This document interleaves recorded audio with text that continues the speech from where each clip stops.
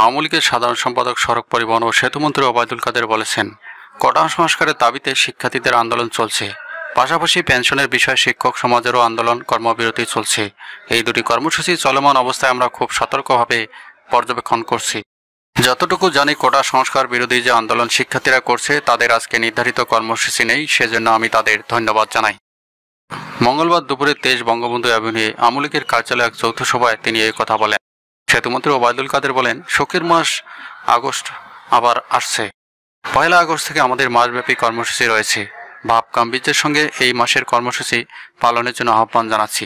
ঢাকায় যারা কর্মসূচি নেবেন তারা কেন্দ্রীয় কর্মসূচির সঙ্গে মিল রেখে করবেন। সেতুমন্ত্রী বলেন, এমনও শুনেছি তারা উচ্চ আদালতে যে মামলা তাদের পক্ষ থেকে লয়ার নিয়োগ করেছেন এবং তারা আদালতে যথাসময়ে হাজির হবেন। এটা একটা যৌক্তিক সিদ্ধান্ত, সেজন্য ধন্যবাদ জানাই। সেতুমন্ত্রী ওবায়দুল কাদের বলেন, আমাদেরও তো অসুবিধার বিষয় থাকতে পারে।